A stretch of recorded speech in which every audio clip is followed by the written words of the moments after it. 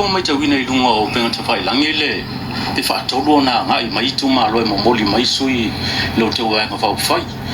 O le ase fina ngalo lo vionga e sa ope o whapea to le nei a te o tau le whaato tuanga le tunu.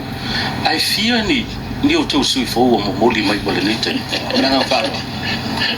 Ia, o te au matai le upu le te sauno ia I nei te uwhape atu o uwhai atu se upu whaatala ole. Ai a fua le ngasoro mai o le atunu. Ona moni leo lau saunonga. Ia, o le feelinga ia Samoa pata atante uloa le me o lo fuli ele fina ngalo le atunu.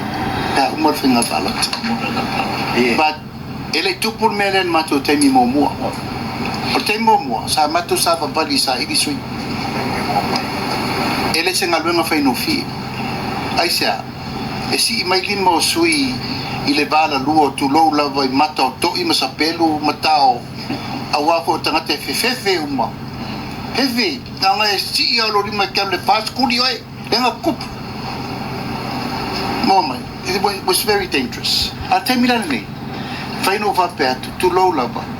Ele iai se tu waso po se temi, tu lou lava, o sa vali iai, e sa ili se suma. O le aso lava na tupu ai le whese inga le matou wā. O le aso fo le nana matai lona anga I mai telefoni matala no mai tangata. E le lava lai wha o te mini pono vatao. Tao whai tu ma, vaso le whai tu malo. O nei le tau le wha, le koi kula. Ia, a mai ia sanganga mo mua. Ioe, ai peo le wha moe moe na, e tatala le bano. Pawal mato mele fai o whamanu rui tu malo. La sa wa unanga wa sala de te mi ngasi ngasi malo. Alo pule fe me laudi o me tonu na mato mai. Fo yatu. Fo mai le tonu fai el tonu. Ia watala fe unga le mato manatu.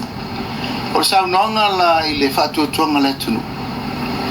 Ana le fatu tua le tunu le fatu tua le tua sa mo ta si mato tele tu la ai fa nga mana no po inga ne la me we umane ai matele I feel what to sulima over maluva todo pa ele la tu pune e pe no fet tu po mo mele al fa I me le tunu la le nga fa ta ile tua e mal fa ta ile tunu e al fatu tua Whaatai.